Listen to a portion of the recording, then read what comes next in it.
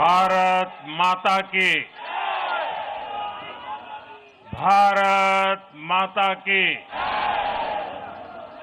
भारत माता की। जो लोग मुझे देख नहीं पाते हैं, उनसे मेरी प्रार्थना है कि आप जहां हैं वहीं से सुन लीजिए। किसी को आगे पीछे करने के चक्कर में मत पड़िए। भारत माता की, भारत माता की। आज का ये दिन ऐतिहासिक है, अभूतपूर्व है। जब वर्षों की साधना सिद्धि में बदलती है, तो चेहरे पर जो खुशी होती है, वो खुशी आज मैं देश भर के भाजपा के कार्यकर्ता के चेहरे पर देख रहा हूं।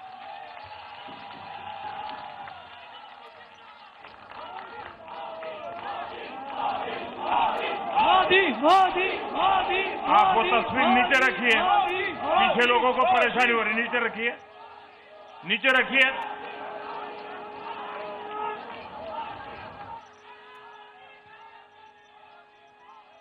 एक कार्यकर्ता होने के नाते मैं भाजपा के हर कार्यकर्ता की खुशी में शामिल हूं। साथियों, आज का ये दिवस कई मायनों में खास है, विशेष है। ये देश के उज्जवल भविष्य की उद्घोषणा का दिन है।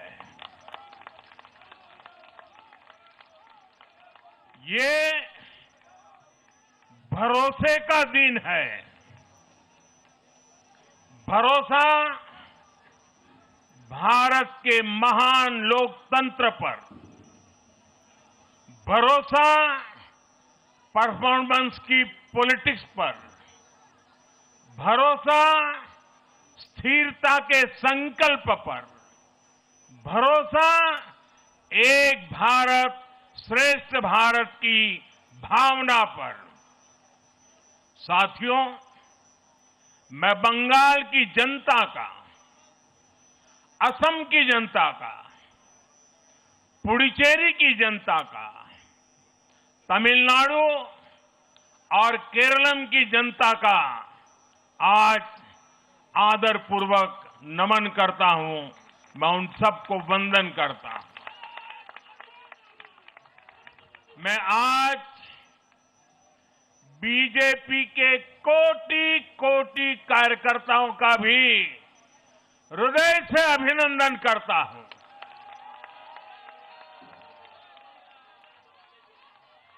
भाजपा के हर छोटे बड़े कार्यकर्ता ने एक बार फिर से कमाल कर दिया है, कमल खिला दिया है।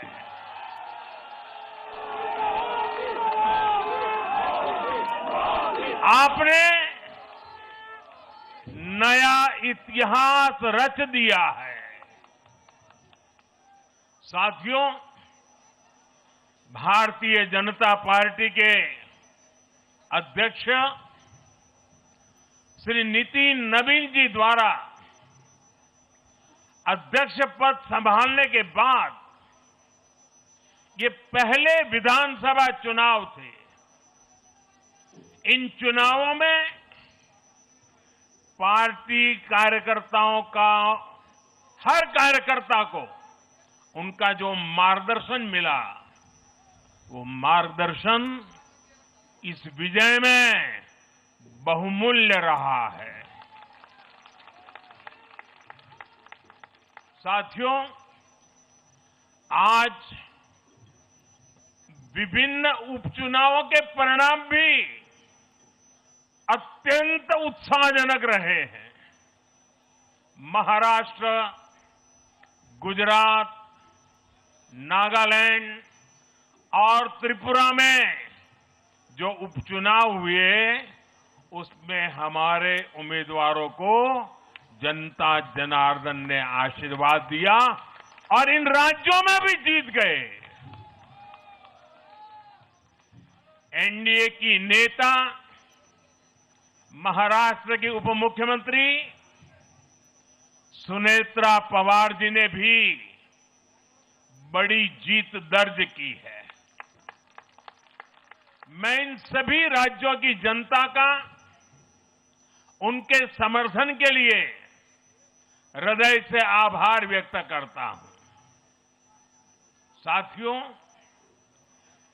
जय पराजय लोकतंत्र और चुनावी राजनीति का एक स्वाभाविक हिस्सा होता है, लेकिन 5 प्रदेशों की जनता ने पूरे विश्व को दिखाया है कि ये हमारा भारत मदर ऑफ डेमोक्रेसी क्यों है। लोकतंत्र, डेमोक्रेसी हमारे लिए सिर्फ एक तंत्र नहीं है, ये हमारी रगों में दौड़ता हुआ संस्कार है। ये हमारी रगों की संस्कार सरिता है। और आज सिर्फ भारत का लोकतंत्र ही नहीं जीता है, आज भारत का संविधान भी जीता है।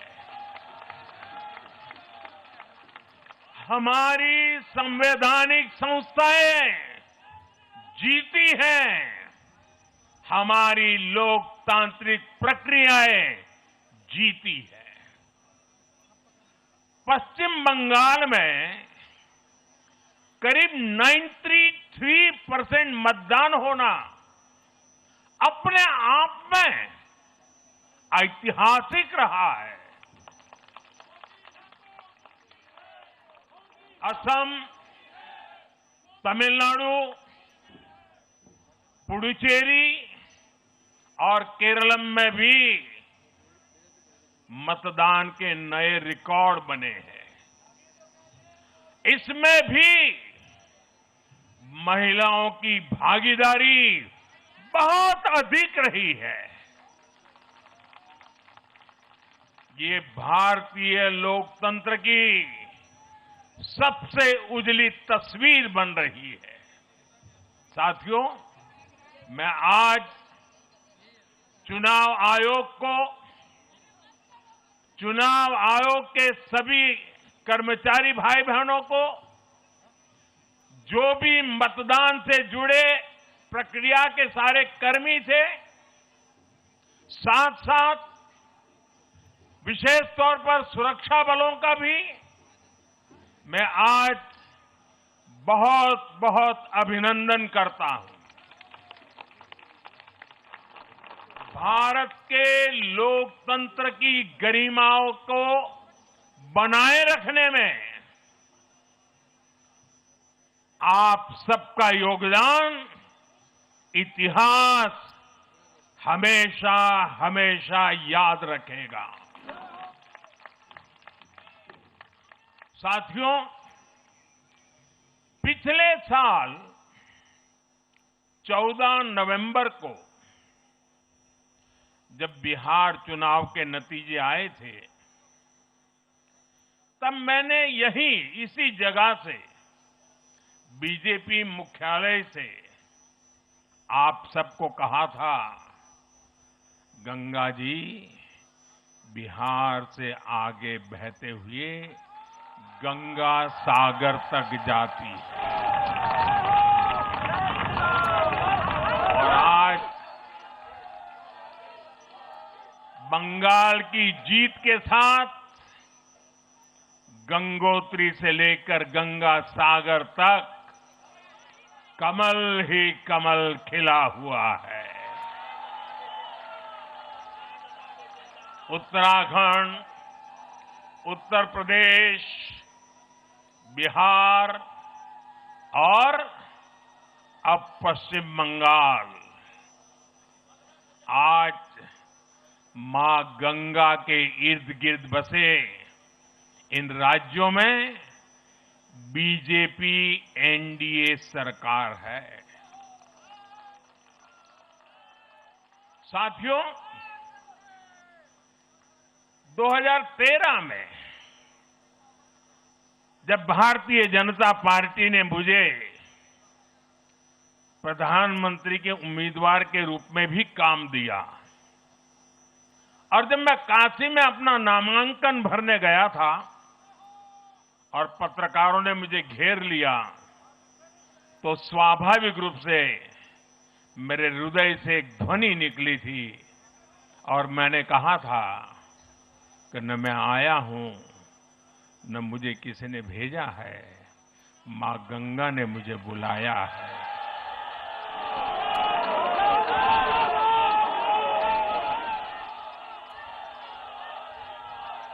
और आज मैं हर पल अनुभव कर रहा हूं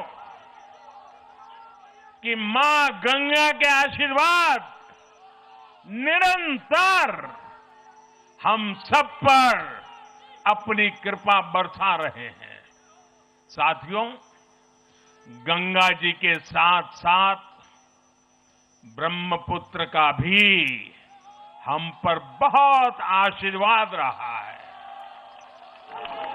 मां कामाख्या का आशीर्वाद रहा है। असम की जनता ने लगातार तीसरी बार बीजेपी एनडीए पर भरोसा किया है। हैट्रिक, तीसरी बार।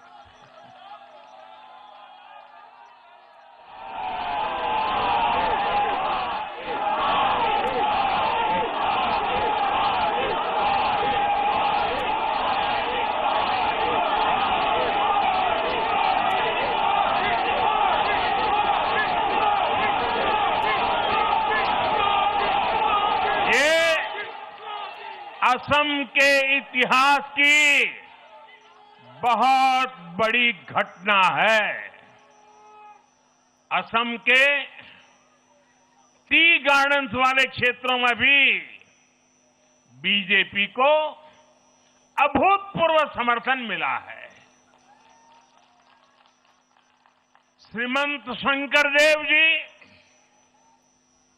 महायोद्धा लसित बोरफुकन जी, बोडोफा उपेंद्र नाथ ब्रह्मा जी, भूपेन हजारिका जी, ऐसे अनेक महान व्यक्तित्वों से प्रेरणा लेते हुए असम अपने विकास की रफ्तार अब और बढ़ाएगा। साथियों, साल 2021 में हमने पुडुचेरी की जनता के सामने बेस्ट पुडुचेरी का विजन रखा था। पुडुचेरी की जनता ने उस विजन पर विश्वास जताया, हमें अपना आशीर्वाद दिया था। पिछले 5 वर्षों में हमारी एनडीए सरकार ने पूरी निष्ठा और समर्पण के साथ इस विजन को गति देने का काम किया और आज एक बार फिर पुडुचेरी की जनता ने एनडीए पर अपना विश्वास व्यक्त किया है।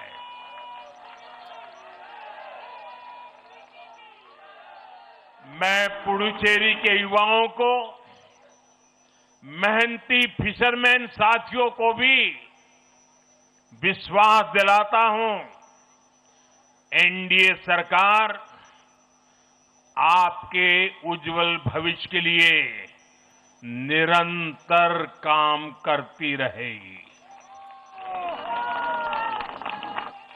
पुडुचेरी के हर परिवार की समृद्धि, यही हमारा संकल्प है। साथियों, आज देश के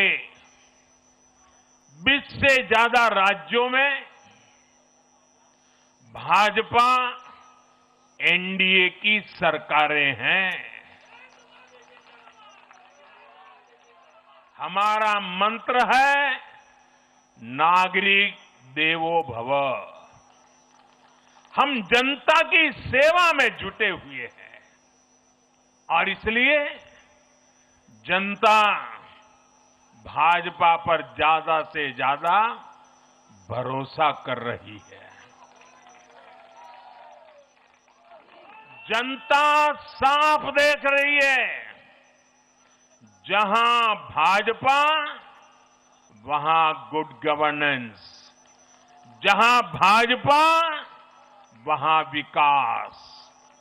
आप बीते 2 साल के ट्रेंड को देखिए। हरियाणा में लगातार तीसरी बार बीजेपी सरकार बनी। महाराष्ट्र में बीजेपी की जोरदार विजय हुई। दिल्ली में अभूतपूर्व जीत हासिल हुई। बिहार में भी हमें पहले से बड़ी विजय मिली और ये सफलता सिर्फ राज्यों के चुनाव में नहीं दिखी, ये सफलता लोकल गवर्नेंस के चुनाव में भी दिख रही है। साथियों, अभी 10 दिन पहले गुजरात के स्थानीय निकायों के परिणाम आए हैं।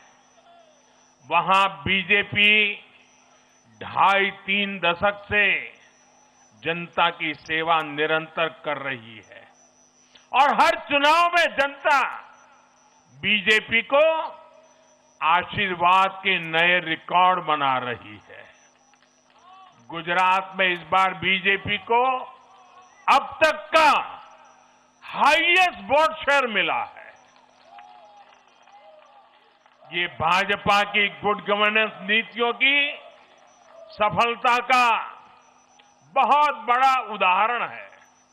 साथियों, आज भाजपा के कार्यकर्ता के रूप में मेरे मन में बार बार एक और बात आ रही है और वो बात यह है कि डॉक्टर श्यामा प्रसाद मुखर्जी की आत्मा को आज कितनी शांति मिली होगी।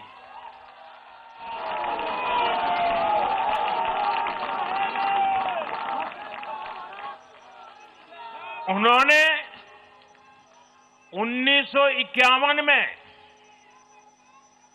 जनसंघ की स्थापना करके प्रत्येक कार्यकर्ता को संदेश दिया था कि देश के लिए जीना है और देश के लिए मरना है। उन्होंने अपने जीवन से साबित किया कि राष्ट्र सर्वोपरि का मंत्र लेकर चलने वाले अपना जीवन देने में एक पल का भी संकोच नहीं करते। साथियों, डॉक्टर मुखर्जी ने पश्चिम बंगाल को भारत का हिस्सा बनाए रखने के लिए एक बड़ी लड़ाई लड़ी थी। उन्होंने जिस सशक्त और समृद्ध बंगाल का सपना देखा था, वो सपना कई दशकों से पूरा होने का इंतजार कर रहा था। आज 4 मई 2026 को बंगाल की जनता ने हम भाजपा कार्यकर्ताओं को वो अवसर दिया है। साथियों, बंगाल के भाग्य में आज से एक नया अध्याय जुड़ गया है। आज से बंगाल भय मुक्त हुआ है। विकास के भरोसे से युक्त हुआ है। बांग्लाए परिवर्तन होए गेछे।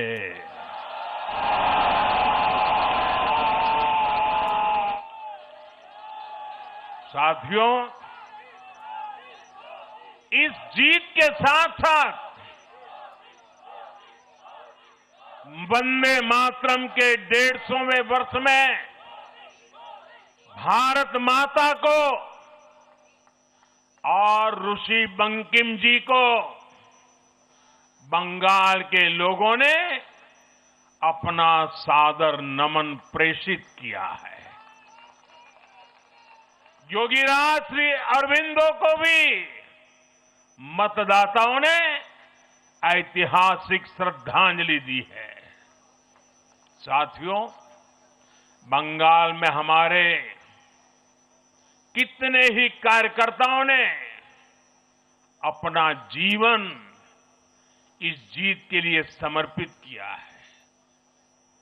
भाजपा की कितनी महिला कार्यकर्ताओं को तमाम अत्याचार सहने पड़े हैं। आप कल्पना नहीं कर सकते कि केरल में और बंगाल में भाजपा के हर कार्यकर्ता को कितनी मुसीबतें झेलनी पड़ी है, उन पर कितने जुल्म हुए हैं, कितने अत्याचार हुए हैं। मैं आज बंगाल में भारतीय जनता पार्टी की सफलता का श्रेय ऐसे सभी कार्यकर्ताओं को, उनके परिवारों को देता हूं। मैं जीत बंगाल की जनता को समर्पित करता हूं।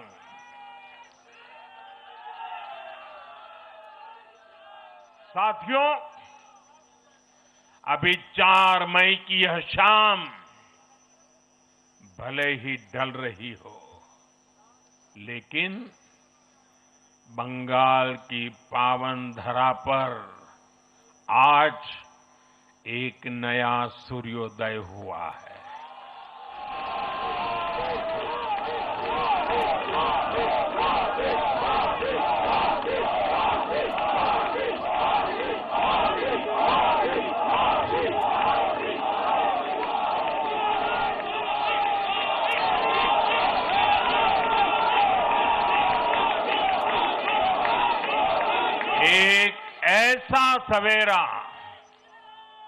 एक ऐसा सवेरा जिसका इंतजार पीढ़ियों ने किया है। भाजपा ने जितनी सीटें जीती वो महज एक चुनावी आंकड़ा नहीं है। ये उस अड़िग विश्वास की हुंकार है जिसने डर, तुष्टीकरण और हिंसा की राजनीति को जड़ से उखाड़ फेंका है।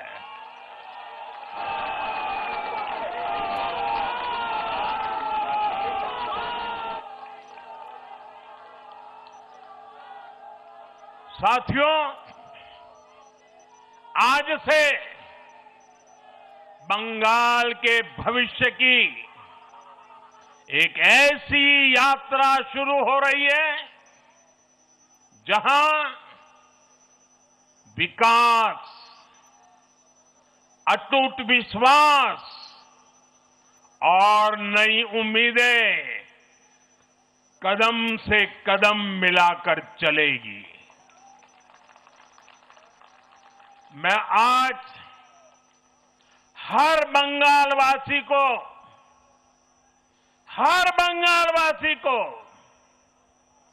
भरोसा देता हूं, बंगाल के बेहतर भविष्य के लिए भाजपा दिन रात एक कर देगी। बंगाल में अब महिलाओं को सुरक्षा का माहौल मिलेगा, युवाओं को रोजगार मिलेगा, पलायन रुकेगा।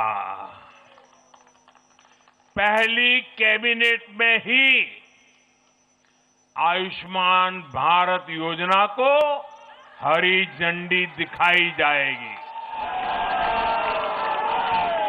और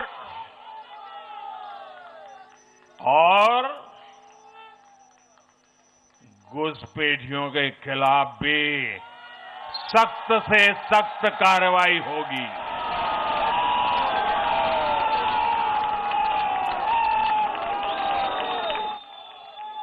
साथियों, इस महाविजय की दहलीज पर खड़े होकर हम गुरुदेव टैगोर को भी याद कर रहे हैं। 25 बैशाख 9 मई का दिन दूर नहीं है। हमारा संकल्प भी वही होना चाहिए जो उनका स्वप्न था। एक ऐसा परिवेश जहां मन भय मुक्त हो और सिर ऊंचा हो। और बीजेपी बंगाल में ऐसा भय मुक्त वातावरण बनाकर दिखाएगी, ये मोदी की गारंटी है।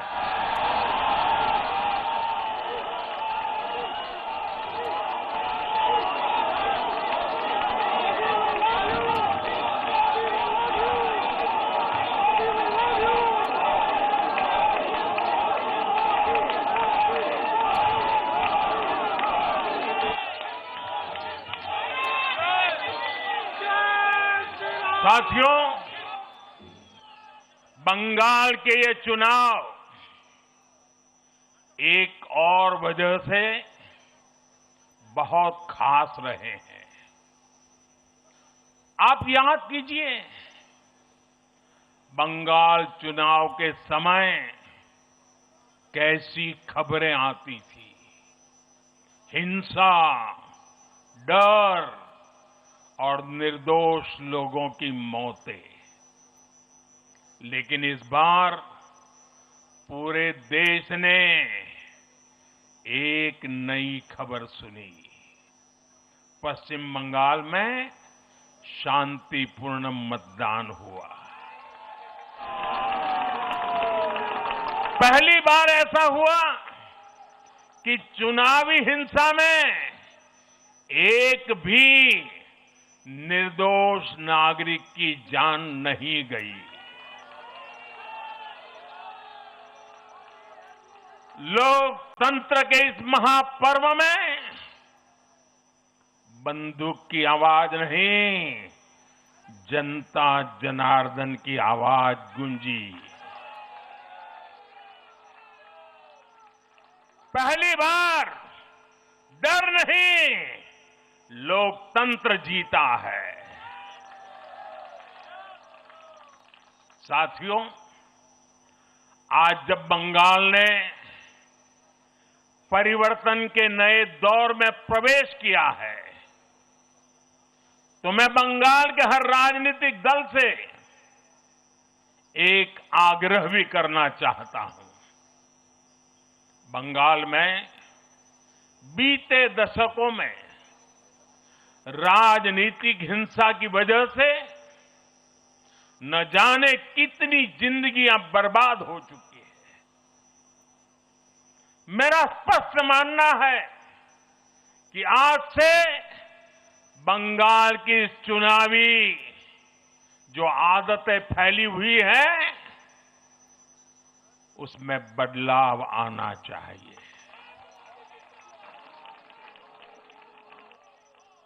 आज जब भाजपा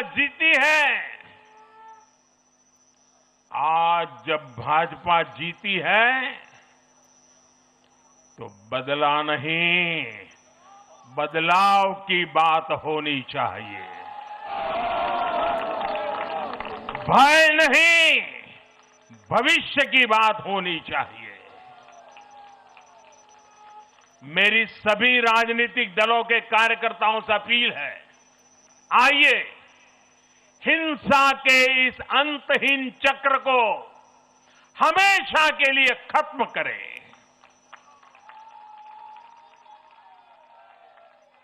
किसने किसे वोट दिया, किसे नहीं दिया, उससे ऊपर उठकर बंगाल की सेवा के लिए काम करें। साथियों, इन राज्यों में चुनाव और उसके नतीजों की राजनीतिक एक्सपर्ट्स अपने अपने तरीके से समीक्षा कर रहे हैं, लेकिन इन नतीजों की एक और बहुत अहम बात है, इनकी टाइमिंग। आप देख रहे हैं कि जब इन राज्यों में जनता वोट डाल रही थी, तो इसी दौरान विश्व में क्या कुछ नहीं चल रहा था। जगह जगह युद्ध के सायरन बज रहे थे, अस्थिरता और अराजकता का माहौल रहा, वैश्विक अर्थव्यवस्थाएं संकट में दिखी, और उस दौरान भारत का जन जन स्थिरता के लिए वोट दे रहा था। साथियों, आज पश्चिमी एशिया में चल रहे संकट का पूरे विश्व पर बुरा असर पड़ा है, लेकिन भारत पूरे सामर्थ्य से इस संकट का सामना कर रहा है। इस चुनाव परिणाम ने भी दिखाया है कि भारत इस चुनौती में भी एकजुट है, एक मत है, एक लक्ष्य से संकल्पित है, और वो लक्ष्य है विकसित भारत। विकसित भारत का लक्ष्य लेकर के हम निकले हैं। साथियों, विकसित भारत के संकल्प की सिद्धि में पूर्वोदय का बहुत बड़ा महत्व है। जब भारत समृद्ध था, आर्थिक, राजनीतिक और सांस्कृतिक सामर्थ्य के चरम पर था, तो उसके 3 मजबूत स्तंभ थे। ये स्तंभ थे अंग, अंग यानी आज का बिहार, बंग यानी आज का बंगाल, और कलिंग यानी आज का उड़ीसा। कलिंग उस समय हिंद महासागर के समुद्री व्यापार का एक छत्र सम्राट था। कलिंग के बंदरगाह पूरे एशिया तक भारत के उत्पादों को पहुंचाते थे। वही अंग सूत, रेशम और अन्य व्यापार के साथ साथ नालंदा और विक्रमशिला जैसे एजुकेशन सेंटर्स का भी हब था। और बंग वो सांस्कृतिक धरती थी जहां से भारत की आत्मा की आवाज उठती थी।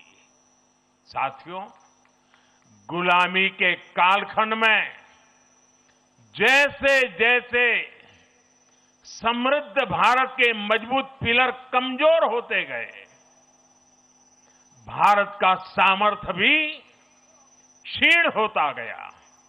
इसलिए विकसित भारत के निर्माण के लिए इन तीनों स्तंभों का फिर से मजबूत होना बहुत आवश्यक है।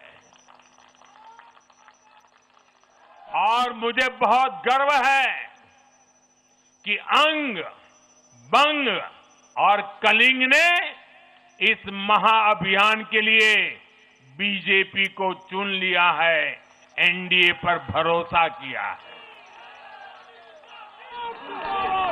साथियों, विकसित भारत के निर्माण का एक और महत्वपूर्ण पिलर भारत की नारी शक्ति है।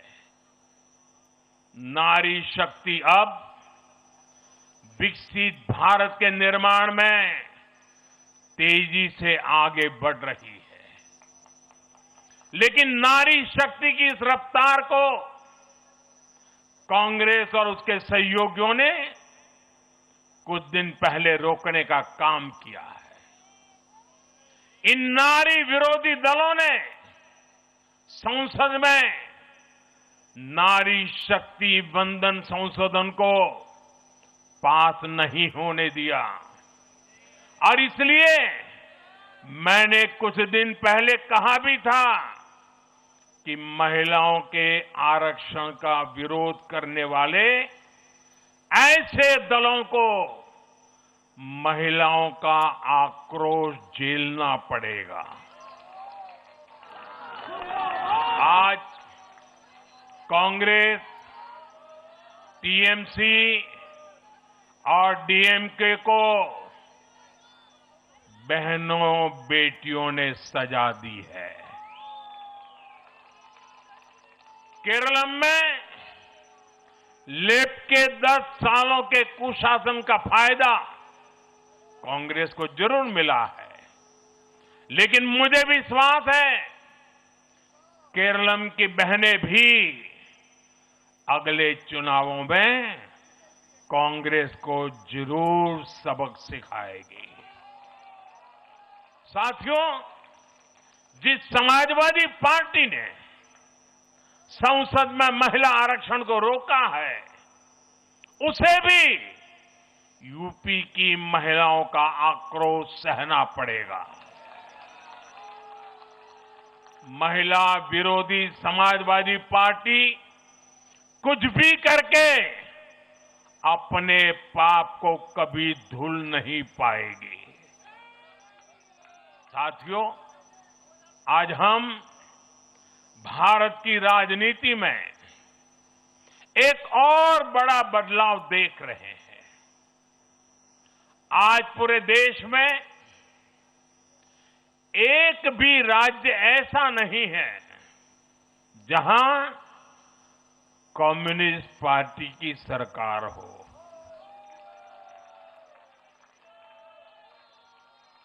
एक भी नहीं है। ये सिर्फ सियासत का बदलाव नहीं है, ये सोच का बदलाव है। ये बताता है कि विकसित होता हुआ भारत किस दिशा में आगे बढ़ना चाहता है। आज का भारत अवसर चाहता है, विकास चाहता है, विश्वास चाहता है। आज का भारत प्रगति चाहता है, स्थिरता चाहता है और आज का भारत ऐसी राजनीति चाहता है जो देश को आगे बढ़ाए। लेकिन साथियों, दुर्भाग्य से आज की कांग्रेस बिल्कुल विपरीत दिशा में चल पड़ी है।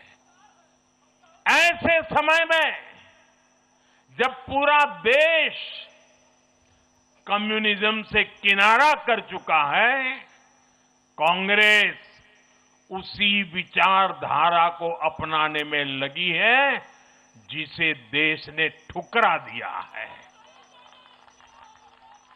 जो माओवाद जंगलों में समाप्त हो रहा है वो अब कांग्रेस में अपनी जड़ें मजबूत कर चुका है और इसलिए कांग्रेस अर्बन नक्सलियों का गिरोह बनती जा रही है। कांग्रेस को एक बात नहीं भूलनी चाहिए,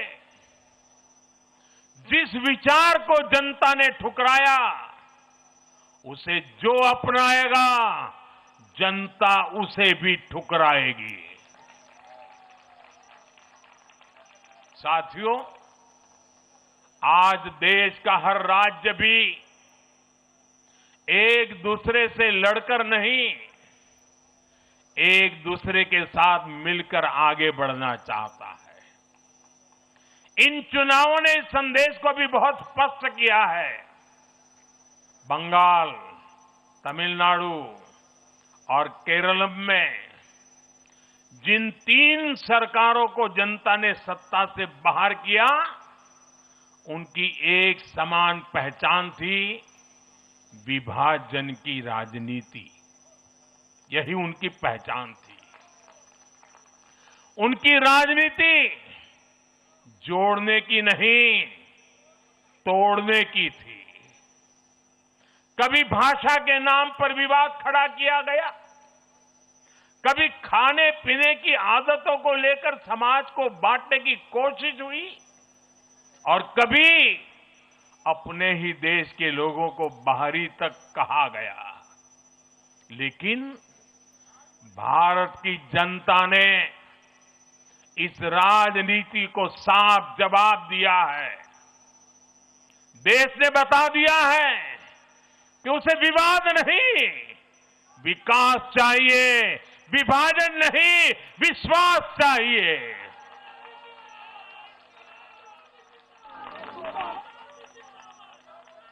साथियों, आजादी के बाद कांग्रेस ने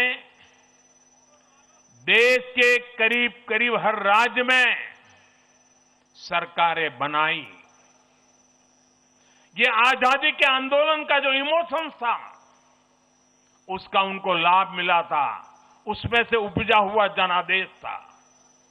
लेकिन जैसे जैसे आजादी के आंदोलन का इमोशन से आगे निकल करके देश धरातल के काम पर लौटा, वैसे वैसे कांग्रेस जनता का भरोसा खोती चली गई।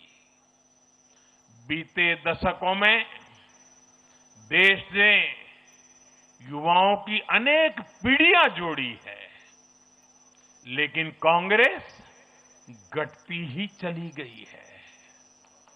कांग्रेस देश की संस्कृति को नहीं समझ पाई, देश की संवेदनाओं को समझ नहीं पाई। कांग्रेस एस्पिरेशंस की राजनीति जानती ही नहीं है। साथियों, बीजेपी के लिए भारत और भारतीयता के भाव से बड़ा और कुछ भी नहीं है। हमारे लिए भारत सब कुछ है, भारतीयता सब कुछ है। और बीजेपी सिर्फ नेशनल पार्टी है, इतना ही नहीं है, ये रीजनल एस्पिरेशन से नेशनल एम्बिशंस को पूरा करने वाली पार्टी है। इसलिए बीजेपी अपने विचार, विजन और विकास के विश्वास पर खरा उतरकर देश की पसंद बन रही है, जनता जनार्दन के आशीर्वाद प्राप्त कर रही है। भाजपा परिवार की नहीं, जमीन से जुड़ी राजनीति करती है। इसलिए आज नॉर्थ ईस्ट भाजपा से जुड़ता है। इसलिए आज पूरा आदिवासी अंचल बीजेपी को इतना प्रचंड जनादेश दे रहा है। इसलिए देश के मछुआरों का भूतपूर्व समर्थन बीजेपी के साथ है। इसलिए देश के किसानों की पसंद बीजेपी है। साथियों, लोकतंत्र में जनता की आकांक्षा सर्वोपरि है। तमिलनाडु की जनता ने एक नया प्रयोग किया है। मैं यूडीएफ को भी बधाई देता हूं। मैं तमिलनाडु और केरलम की जनता को विश्वास दिलाता हूं कि भारत सरकार इन राज्यों के विकास के लिए भी कंधे से कंधा मिलाकर चलेगी। साथियों, हम बंगाल, असम और पुडुचेरी की जनता की हर उम्मीद, हर अपेक्षा को अपनी सेवा से पूरा करेंगे।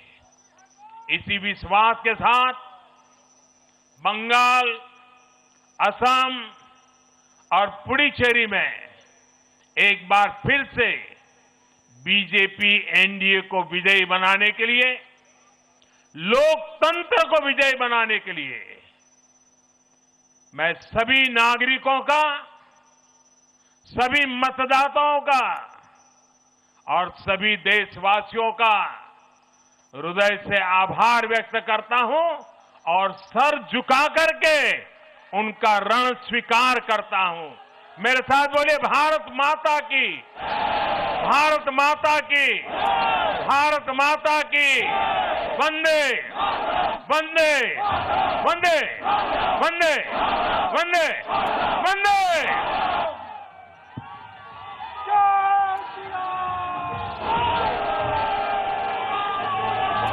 तो 3 राज्यों में जीत के बाद प्रधानमंत्री नरेंद्र मोदी बीजेपी के हेडक्वार्टर में कार्यकर्ताओं में जोश भरते हुए उन्होंने कहा कि गंगोत्री से लेकर गंगा सागर तक बीजेपी की सरकार आई है, कमल का फूल खिला है और जनता ने जो प्यार और आशीर्वाद हमें दिया है, हमें जनता की सेवा में लग जाना। उन्होंने कहा कि बंगाल में पहली कैबिनेट में केंद्र की जिन योजनाओं से बंगाल अब तक वंचित रहा है, यहाँ की राज्य सरकार ने जनता को वंचित रखा है, उन सबको तुरंत इंप्लीमेंट किया जाएगा। उन्होंने कहा कि आयुष्मान भारत योजना तुरंत लागू की जाएगी पहली कैबिनेट की बैठक में। और जनता ने जो हमें आशीर्वाद दिया है वोट के रूप में, हम बंगाल को बदलेंगे। अब तक का जो कुशासन था उससे अब हम सुशासन की ओर ले जाएंगे बंगाल को। साथ ही असम में, पुडुचेरी में, जहां पर फिर से बीजेपी की सरकार वहां पर रिपीट हुई है, प्रधानमंत्री नरेंद्र मोदी ने वहां की भी जनता का आभार व्यक्त किया।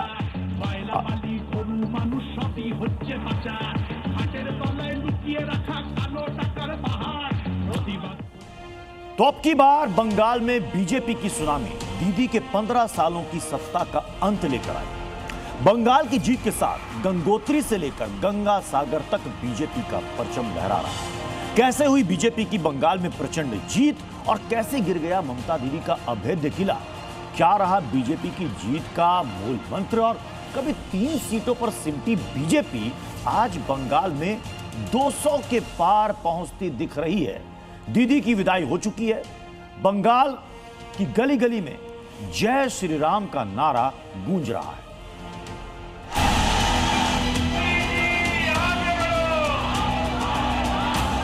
काली घाट की गलियों से निकला मां माटी मानुष का नारा आज जय श्री राम के उद्घोष में विलीन हो गया।